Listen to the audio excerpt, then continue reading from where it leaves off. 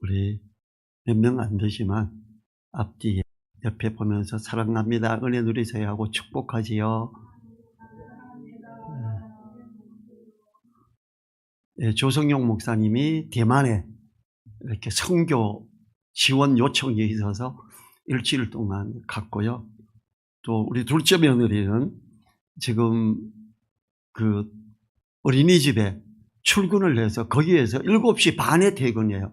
그럼 여기서 와도 다 오지도 못해요. 그래서 오면 끝나갈 때가 돼서 수요일 날 참석이 어렵습니다. 지금까지는 몸도 아프고 이래가지고 그 병원도 다녔더랬고 치료하면서 좀 쉬었더랬어요. 그래서 수요일 날 참석을 이제 함께 못하고 있습니다. 또 근무하고 할 때도 잘 지켜달라고 기도해 주시기 바랍니다. 오늘 말씀은 그리스도 예수의 마음을 품자라는 제목으로 말씀을 살펴보도록 하겠습니다. 지금이 사순절 기간이에요. 주님의 어떠하심을 묵상하고 나아가는데 주님의 어떠하심을 묵상하는 것 중에 정말 중요한 부분이 이 빌립보서 2장에 있습니다. 주님께서는 태어나실 때부터 하나님의 말씀을 이루려고 하시는 역사 가운데 계셨습니다. 그래서 주님께서 이 처녀가 잉태하여 아들을 낳을 것이요 그 이름을 임마누엘이라 하리라 하셨으니 이를 번역한 즉 하나님이 우리와 함께 계시다 함이라 하면서 주님의 오심에 대한 예언을 하는데 이 마태복음 1장 22절에서 이 모든 일에 된 것은 주께서 선지자로 하신 말씀을 이루려 하심이니 이렇게 합니다. 주님은 하나님의 뜻을 하나님의 말씀을 이루고자 하여 다 이야기하시고 나아가고 십자가에서 죽으시면서 마지막으로 하신 말씀도 다 이루었다 였어요. 말씀을 따라. 하나님은 선지자를 통해 말씀하시고 그 말씀을 이루시려고 역사하셨습니다. 주님이 나귀 새끼를 타셨던 이유를 뭐라고 하셨냐면 말씀을 이루게 하시려고 나귀 새끼를 탔다 그랬습니다. 주님이 제자들에게 두 제자를 보내며 가서 나귀 새끼와 나귀 새끼 함께 있는 것을 보리니 풀어서 끌고 와라. 누가 왜 그러냐 그러면 주께서 쓰시겠다고 해라. 그리고 마태복음 21장 4절에서 이는 선지자로 하신 말씀을 이루려 하심이라 일러스되 이럽니다. 나귀 새끼를 탄 이유는 선지자가 하신 말씀을 이루려고 하신 거예요. 주님도 나귀 새끼 타고 싶지 않으셨을 거예요. 조그마한 거, 나귀 어미도 작아요. 근데 나귀 새끼는 더 작죠. 이 5절에 보면 마태복음 21장 5절에서 시온 딸에게 이르기를 내 왕이 내게 임하나니 그는 겸손하여 나귀 곧 멍에 매는 짐승의 새끼를 탔도다 하라 하였느니라. 이 말씀을 이루려고 그랬다 이런 거지요.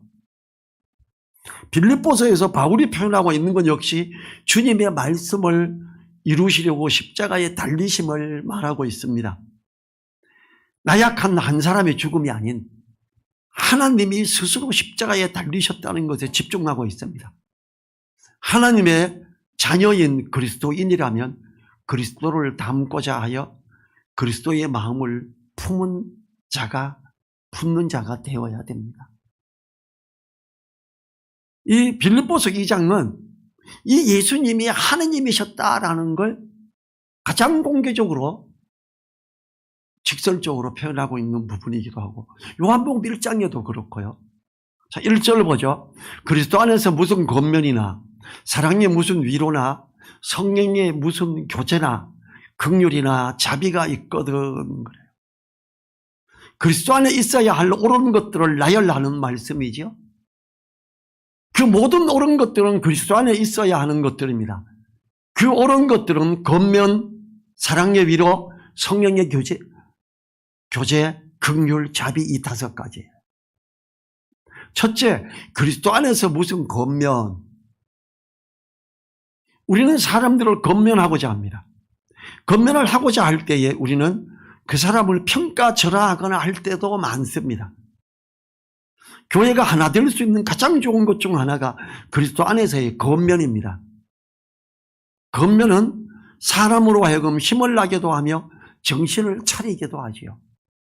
그리스도 안에서 무슨 권면, 주님 안에서 어떻게 나가야 될 것, 주님 안에서 뭘 해야 될 것, 이런 걸 권면하자라는 거지요. 두 번째, 사랑의 무슨 위로나. 이 사랑의 위로는 부드러운 격려지요. 위로는 그 사람을 사랑하는 마음으로 하는 것이 맞습니다. 위로는 영육 간에 고통에 빠진 사람에게 하는 것이지요. 사랑의 위로로 마음의 위안을 받으면 그 사람은 사랑 안에서 연합하는 사람이 되어 이해의 폭이 넓어지는 사람이 됩니다. 바울은 이것을 이해의 모든 부요의 이름으로 그리스도를 깨닫게 된다고 이렇게 말합니다. 골로새서 2장 2절 제가 읽어볼게요. 이는 저희로 마음의 위안을 받고 사랑 안에서 연합하여 원만한 이해의 모든 부요에 이르러 하나님의 비밀인 그리스도를 깨닫게 하려 함이라. 이 사랑의 무슨 위로, 사랑으로 말미암아 어떤 위로를 해야 되는 이유는 그 사람이 위안을 받고 마음에 그 사랑 안에서 연합하여 원만한 이해의 모든 부요함에 이르는 것. 그래서 하나님의 비밀인 그리스도를 깨닫게 하는 거예요. 내가 소갈머리가 좁아서 이해가 넓지는 못하다. 기도해야 돼요. 하나님, 내 마음을 좀 더 넓게 해주세요. 내가 너무 이기적입니다. 내가 좀 너그럽게 되기를 원합니다. 내가 내 주머니를 좀 더 열고 나눌 수 있게 해주세요. 내가 속이 좁아서 너무 아까워합니다. 그럼 그런 것도 기도해야 돼요.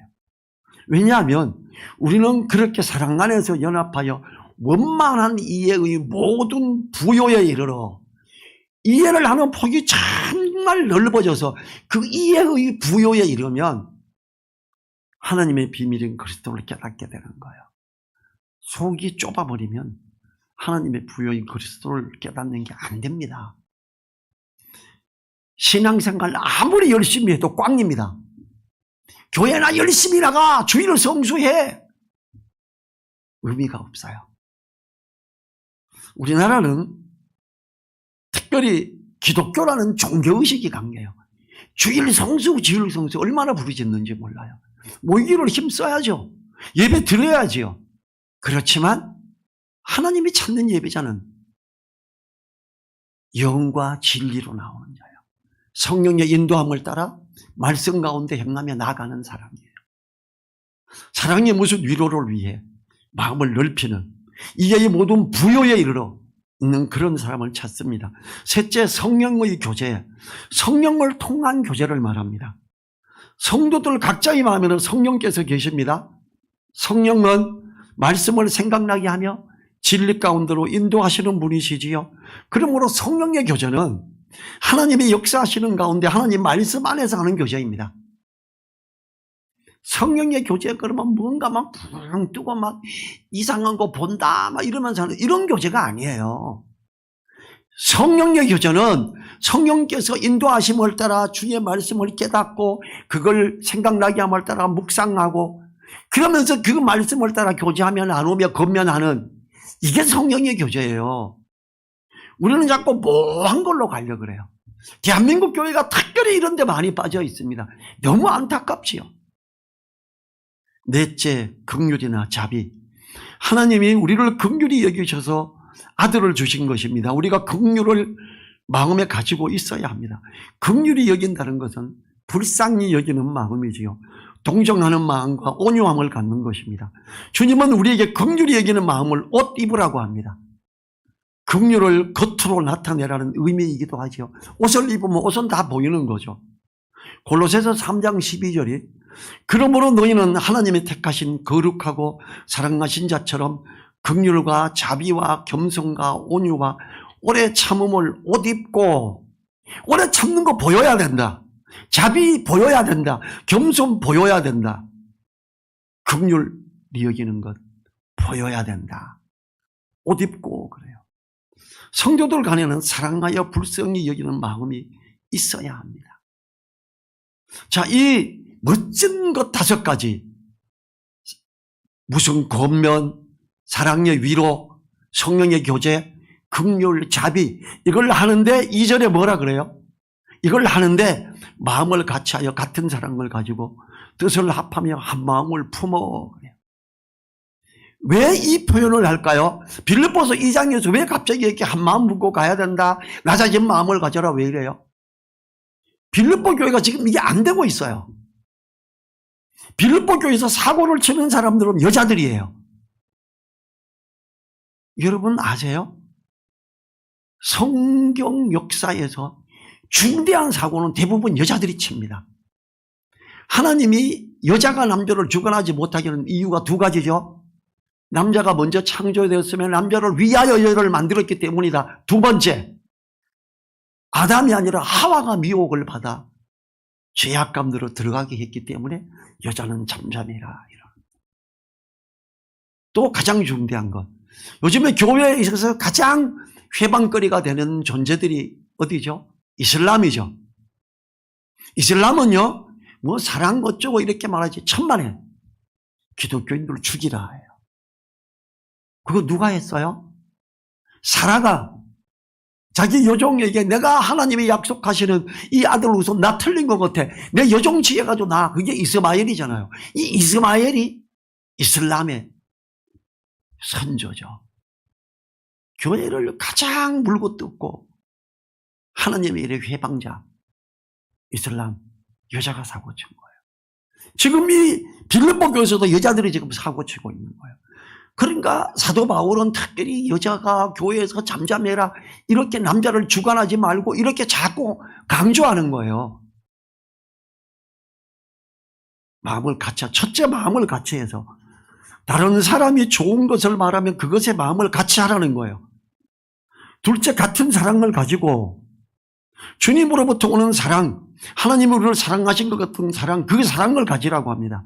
셋째, 뜻을 합하여 좋은 의견이 있을 때 뜻을 같이 하라는 거예요. 넷째, 한 마음을 품어. 한 마음을 품는 것은 마음을 같이 하는 것과 같습니다. 그리스도 안에서 옳은 것을 하고자 할 때는 한 마음과 한 뜻을 가지고 함께 해야 합니다.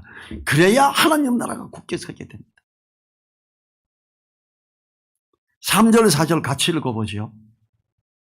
같이 읽습니다. 아무 일에든지 다툼이나 허용으로 하지 말고 오직 겸손한 마음으로 각각 자기보다 남을 낫게 여기고 각각 자기 일을 돌아볼 뿐더러 또한 각각 다른 사람들의 일을 돌아보아 나의 기쁨을 충만케 하라.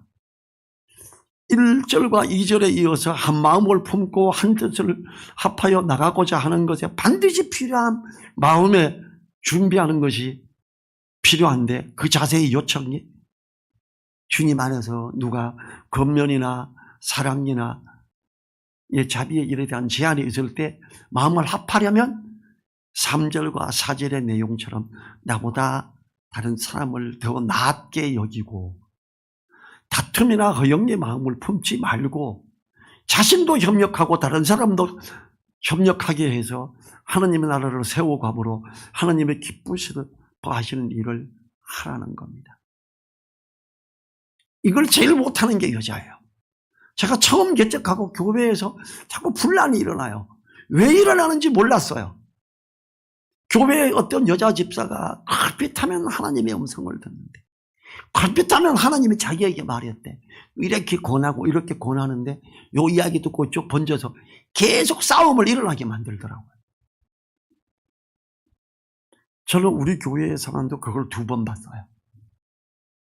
정말 여자가 교회에서 잠잠해야 되는구나, 절실히 느꼈지요. 지금 이 빌립보 교회에도 그런 상황이 일어나고 있는 거예요. 자, 5절 봅니다. 같이 읽어보죠.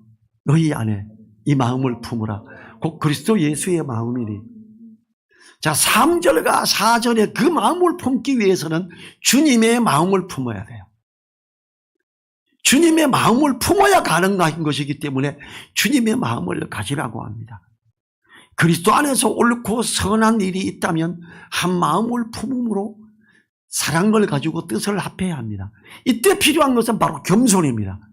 우리가 겸손하여 다른 사람을 나보다 낫게 여김으로 옳고 선한 일을 아름답게 이룬다면 사람들 보기에도 칭송을 들으며 하나님도 기뻐하시게 되죠. 그런데 이 겸손한 마음 예수 그리스도가 보여주셨잖아요. 예수의 마음 품어야 돼 이래요. 그러면서 이제 쭉 가면서 주님이 어떻게 했나를, 자 6절부터 8절이 겸손하여 낮아지신 주님의 모습을 보여줍니다. 주님의 낮아지심에 대한 설명을 하면서 우리들에게 낮아지는 주님의 마음을 품으라고 하는 거예요. 6절, 근본 하나님의 본체시나 하나님과 동등됨을 취할 것으로 여기지 아니하시고, 그래요. 이 말씀에서 우리는 그리스도의 본질을 알 수 있습니다. 바로 하나님의 본체시라는 거예요. 하나님 자신이라는 거예요. 한마디로 말하면 그리스도 자신이 곧 하나님이시라는 것을 말합니다. 때문에 우리는 성자 하나님이라고 하는 거예요. 이 주님은 속성과 능력과 영광에 있어서 하나님과 동일하신 분이십니다. 예수님이 스스로도 말씀하시기를 요한복음 12장 45절에서 나를 보는 자는 나를 보내신 이를 보는 것이니라. 나를 봐라. 나를 보면 나를 보는 하나님을 보는 거야, 이렇게 말해요. 하나님 본체시기 때문에 그런 거예요. 사람으로 오신 주님은 실로 전능하셨습니다. 나사로를 죽은 자 가운데서 살리셨으며 나사로야 일어나라 그랬을 때 죽은 나사로가 일어나요. 주님은요, 제자들이 빨리 가보지요. 나사렛이 좀 기다려, 좀 더 천천히, 좀 더 천천히. 마르다와 마리아가 주님이 여기 함께 계셨으면 조금만 더 빨리 오셨으면 우리 오빠 안 죽었을 거예요. 하나님을 믿느냐? 네. 부활을 믿냐? 예. 믿어.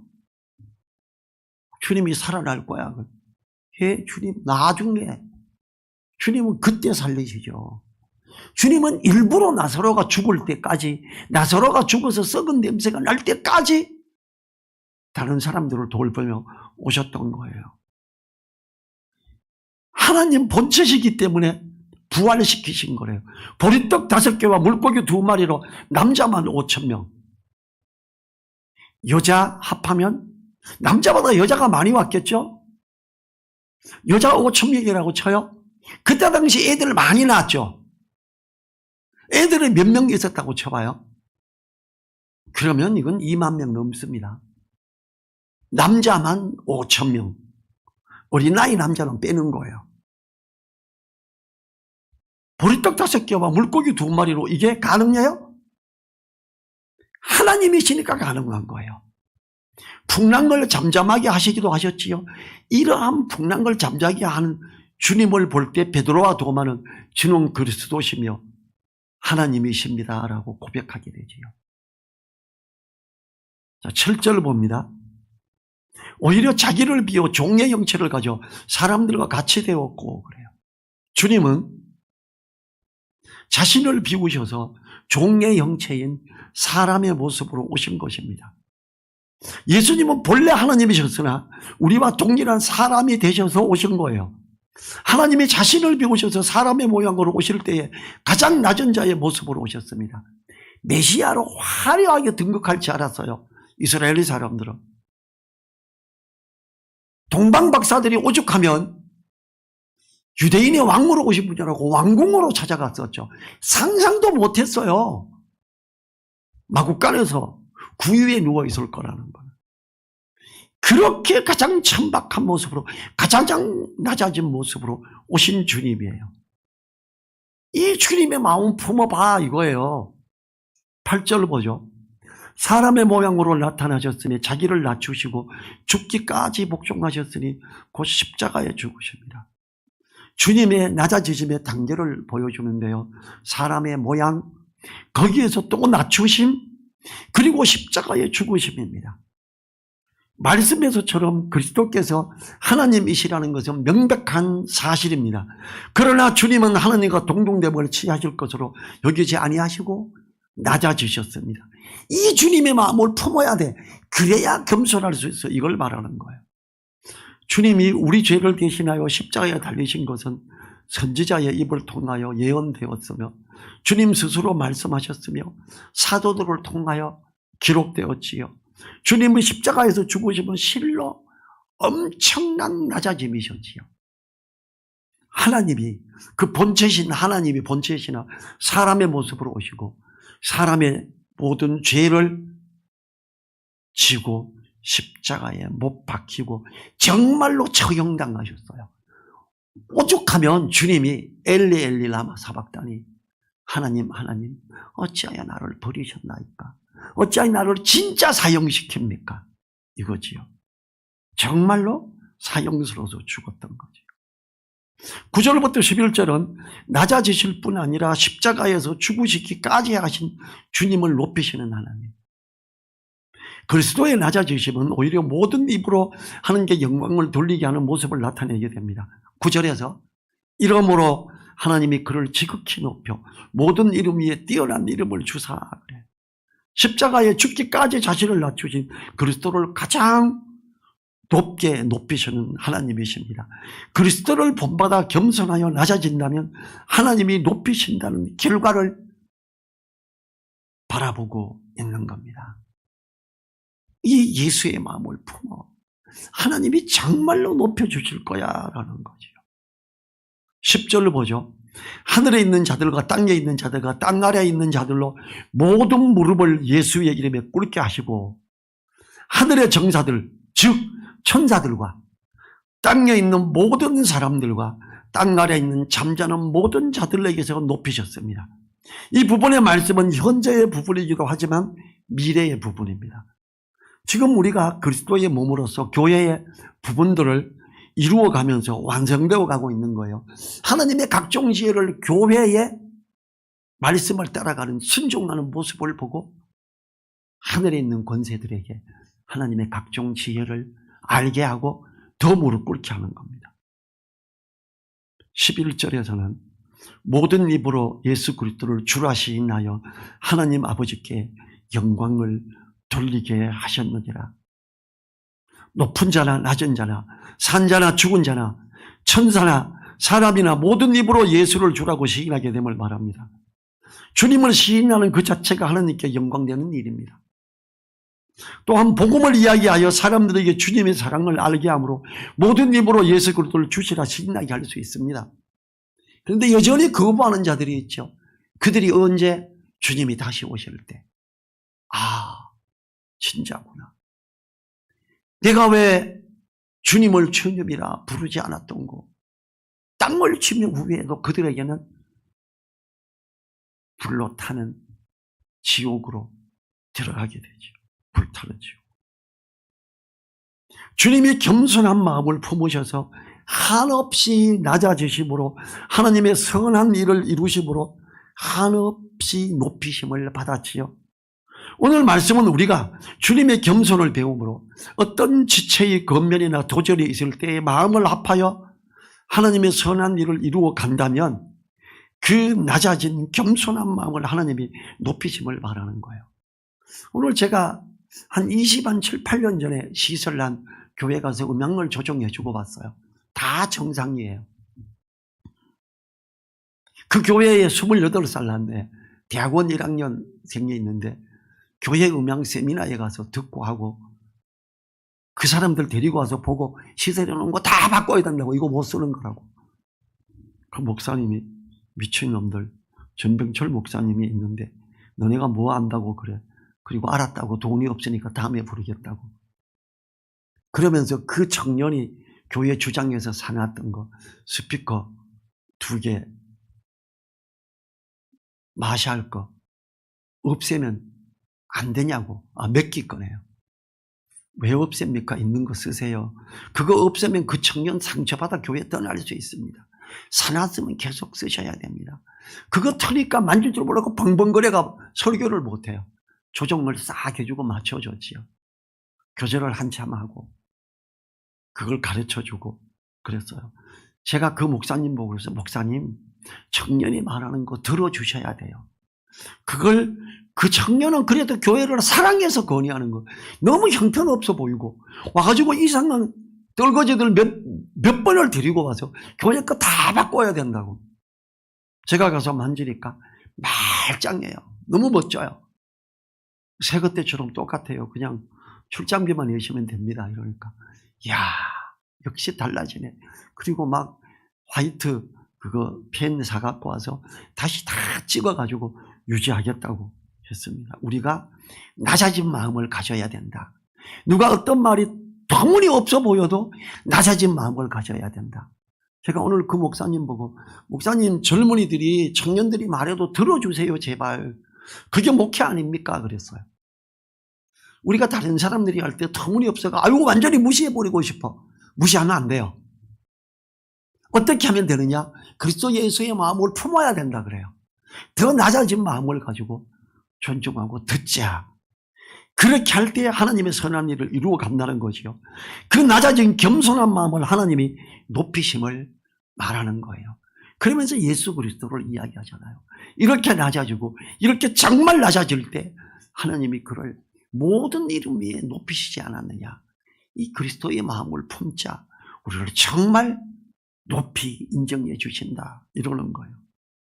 우리가 그리스도 예수의 마음을 품음으로 말씀을 이루려고 하는 주님을 본받을 때 하나님의 은혜를 누리는 소중한 성도의 이름에 합당한 자가 되는 겁니다. 기도하겠습니다. 하나님 감사합니다. 우리가 정말 주님 안에서 예수 그리스도의 마음을 품을 수 있도록 도와주십시오. 정말 다른 사람을 나보다 더 낮게 여기는 겸손함을 허락해 주십시오. 제 자신도 그러지 못할 때가 많습니다. 주님 더 낮아지게 도와주시고 주님을 닮아가게 하옵소서. 간절히 부탁드리며 우리를 사랑하시는 예수님 이름으로 기도했습니다. 아멘. 주기도문으로 예배를 마칩니다. 하늘에 계신 우리 아버지여, 이름이 거룩히 여김을 받으시오며 나라에 임하옵시며 뜻이 하늘에서 이룬 것 같이 땅에서도 이루어지이다. 오늘날 우리에게 일용할 양식을 주옵시고 우리가 우리에게 죄 지은 자를 사하여 준 것 같이 우리 죄를 사하여 주옵시고 우리를 시험에 들게 하지 마옵시고 다만 악에서 구하옵소서. 나라와 권세와 영광이 아버지께 영원히 있사옵나이다. 아멘.